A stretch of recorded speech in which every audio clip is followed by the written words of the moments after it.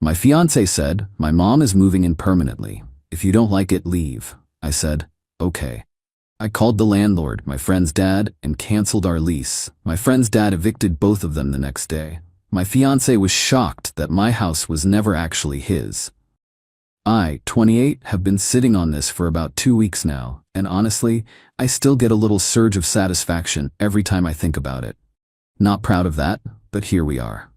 Quick context. I've been with my fiancé, 32, for 3 years, engaged for 8 months. We moved into a rental house together about 14 months ago. Nice place, 3 bedrooms, decent yard, the whole suburban starter home vibe. Here's the thing everyone needs to understand. The house was never in his name, not even close. See, my best friend since middle school, we'll call her my bestie, her dad owns several rental properties. When I mentioned we were looking for a place, she connected us with her dad. He gave us a fantastic deal because he's known me since I was 12 and trusts me. The lease, solely in my name. My fiancé never questioned it because he assumed it was just paperwork convenience. I paid first month's rent and the security deposit, $4,200 total from my savings. We split rent 50-50 after that, but legally, on paper, I was the only tenant. My fiancé's name appeared nowhere on any document. He never seemed to care about the details. "You handle the boring stuff," he'd say. I'm not good with paperwork." Red flag number 1 that I ignored because love makes you stupid. Now my fiancé's mom. Oh boy. She's been a constant presence in our relationship. Weekly dinners at her place, mandatory. Sunday calls that lasted minimum 2 hours. She had opinions on everything, our furniture, my cooking, my career choices, even how I loaded the dishwasher. "You should rinse them first, sweetie. That's how I taught my son. Your hair looks better longer. Why did you cut it? Are you sure you want to work those hours? My son needs attention too." I tolerated it, smiled through gritted teeth, reminded myself that she'd be my mother-in-law soon and I needed to keep the peace. Then 3 weeks ago, everything imploded. My fiancé came home from visiting his mom with a weird energy. I was in the kitchen making dinner when he sat down at the counter and just watched me, didn't say anything for like 5 minutes. "Everything okay?" I asked. "We need to talk." Those words. Never good. He explained that his mom's landlord had sold the building. New owners were renovating and not renewing leases. She had 60 days to find a new place. "That's rough," I said, genuinely sympathetic. "Is she looking at apartments in her area?" "Actually." He paused. "I told her she could move in here." I stopped stirring. "Excuse me? Just temporarily, until she finds something." "You told her she could move in without asking me first." "It's my mom, she's family. I didn't think I needed permission." I took a breath. "Okay, how long are we talking? A month? 2? He wouldn't meet my eyes. However long it takes. Which could be. She's on a fixed income. Finding affordable housing isn't easy. Could be a while. Define a while. I don't know. Maybe? Permanently? The word hung in the air like a bad smell. "Permanently," I repeated. "Your mother, living with us, forever. She's getting older. She shouldn't be alone, and this house has 3 bedrooms. We're not using the guest room. That's my home office. You can work in the living room." The casual dismissal of my needs, my space, my input, it was like a switch flipped. I'd been accommodating his mom for 3 years. 3 years of criticism disguised as advice, of being made to feel like an interloper in my own relationship, of my fiancé always taking her side. "I'm not comfortable with this," I said carefully. "We need to discuss it." "There's nothing to discuss. She's moving in next weekend."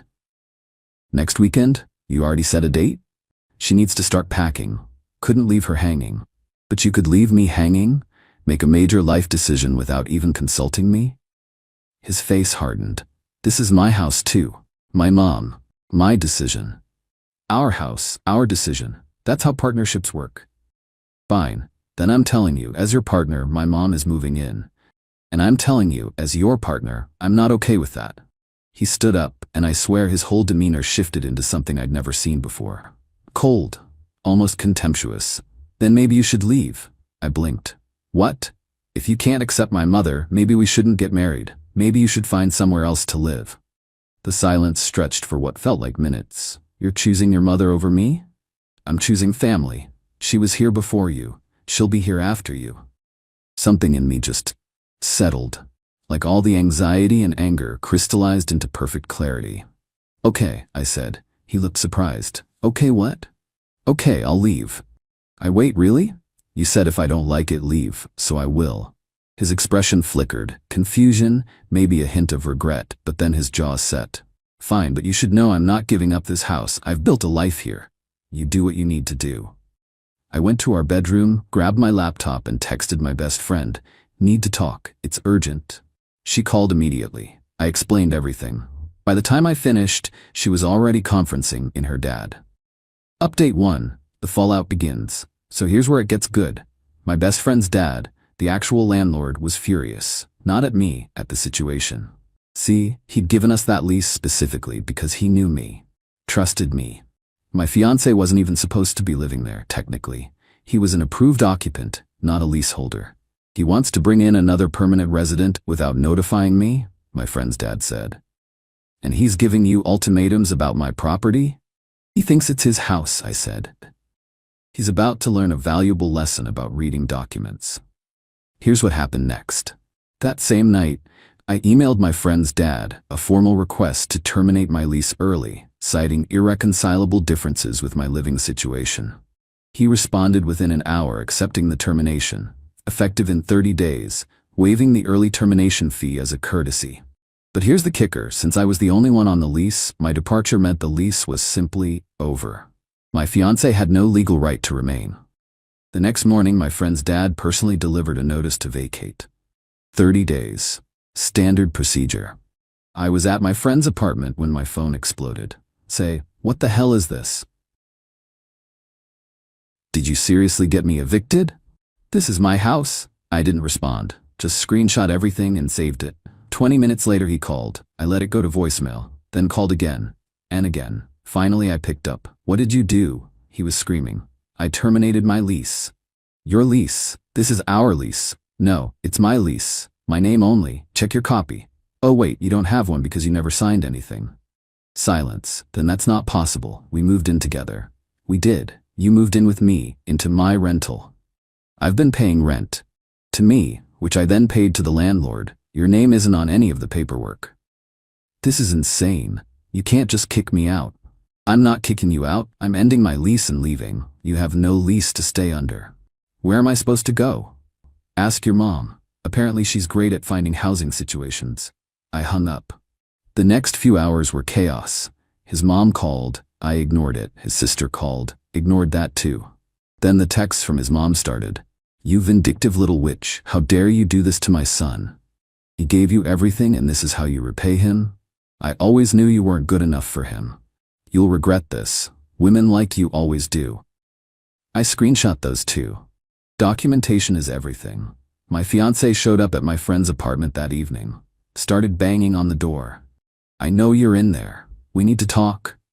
My friend's dad, who happened to be there helping me plan my next steps, opened the door.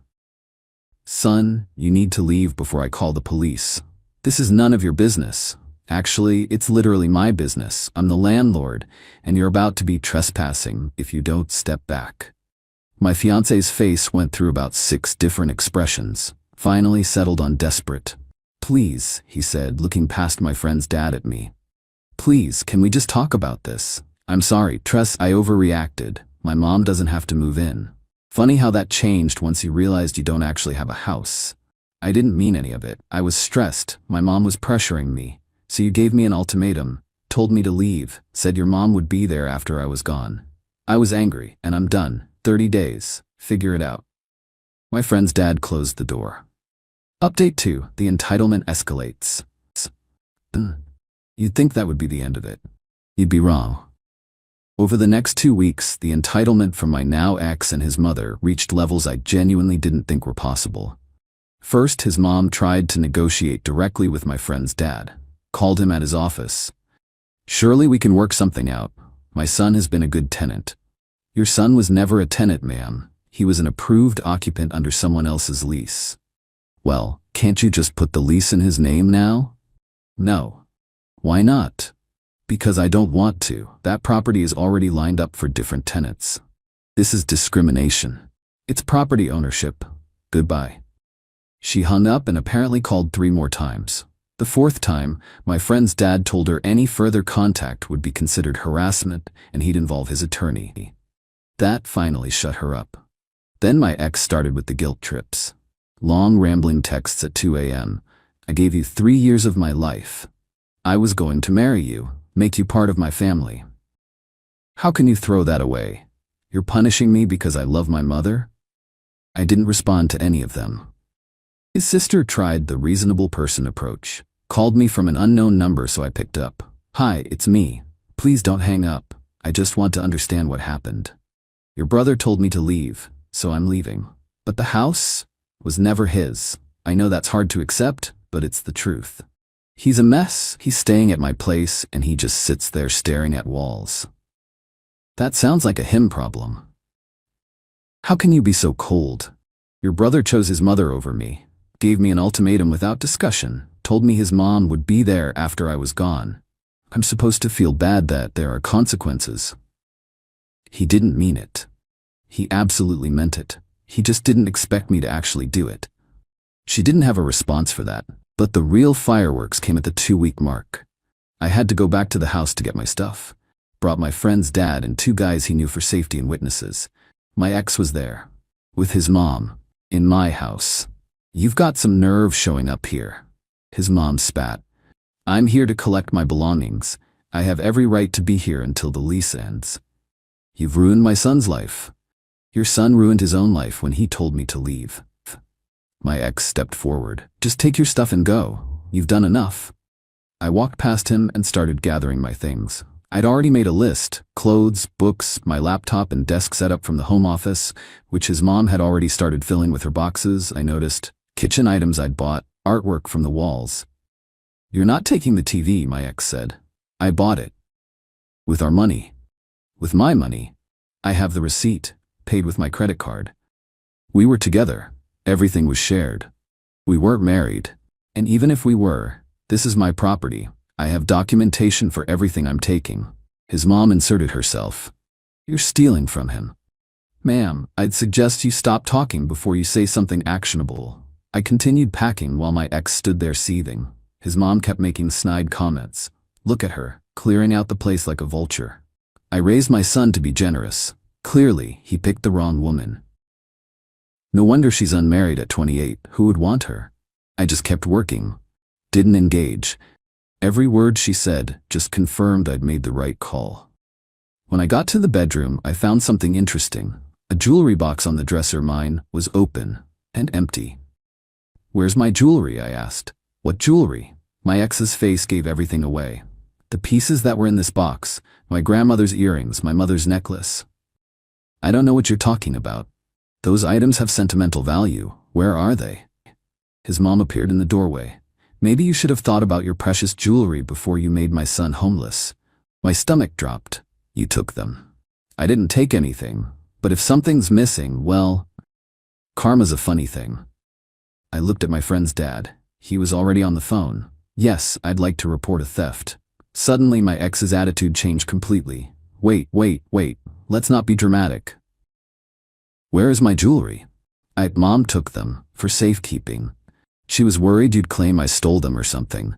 So you did steal them. We were keeping them safe. Give them back, Mom.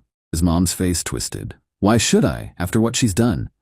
Because it's theft, my friend's dad said, and the police are on their way. She went pale, then tried to backtrack. I was going to return them, eventually. I just wanted her to know how it feels to lose something. The jewelry, now. She disappeared for a minute and came back with a small bag. I checked. Everything was there. But the fact that she'd taken them in the first place. The police arrived anyway. I filed a report. Nothing would likely come of it since the items were returned, but it was documented. One more piece of evidence of their entitlement and willingness to retaliate. As I was loading the last of my boxes, my ex made one final attempt.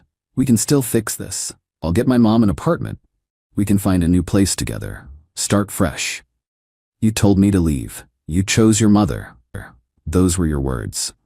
I was wrong. Yeah, you were. But you weren't wrong about who you'd choose. That was the most honest you've ever been with me. I drove away and didn't look back. Final update, 3 weeks later. So here's where things stand. The 30-day notice expired last week.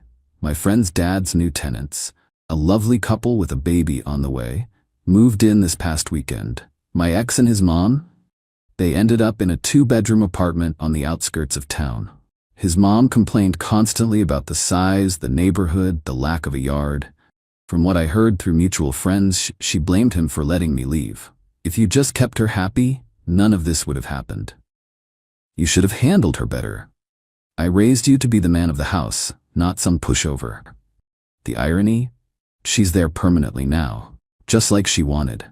Except instead of a nice 3-bedroom house with a yard, they're crammed into a tiny apartment that neither of them can afford alone. His mom's Social Security barely covers her share. My ex is working overtime just to keep up. The comfortable life he'd built with my support? Gone. I found out through his sister, who reached out to apologize actually, that he's been trying to get his mom to move out. Set up her own place. She refuses. After everything I sacrificed for you, I'm not going anywhere. He's trapped now, living with the consequences of choosing her over me. The jewelry incident had lasting effects too. Even though nothing criminal came of it, word spread through our mutual friends. People who'd initially given me side-eye for abandoning him changed their tune when they heard his mom had stolen from me. She took your grandmother's earrings? That's messed up. I can't believe he just let her do that. You dodged a bullet. That last one hit different. Because for a while, I'd questioned myself. Was I too harsh? Too quick to react? But every new piece of evidence just confirmed what I already knew. This wasn't about one comment. It was about a pattern. A man who put his mother first, always, and expected me to just accept it. The engagement ring has been returned. I mailed it certified. Didn't want any claims about me keeping it. He sent a text acknowledging receipt, but nothing else. No apology. No acknowledgement that maybe, just maybe, he was wrong. His mom, predictably, has been telling anyone who'll listen that I'm a vindictive woman who destroyed her son's life. But the story never quite holds up when people ask follow-up questions. She evicted him. But wasn't it her lease? Well, yes, but... And didn't he tell her to leave first? He was stressed. So she left, like he asked, and took her lease with her. It doesn't play as well as she hoped. As for me, I'm staying at my friend's place temporarily while I look for my own apartment. It's cramped but peaceful. No one criticizes how I load the dishwasher. No one demands I sacrifice my home office for their comfort. No one tells me to leave and then acts shocked when I do. I'd be lying if I said I wasn't sad. 3 years is a long time. There were good memories, trips we took, holidays we spent together, quiet evenings that felt like forever in the best way. But here's the thing about good memories. They don't obligate you to accept bad treatment. They don't mean you have to sacrifice your boundaries, your space, your self-respect.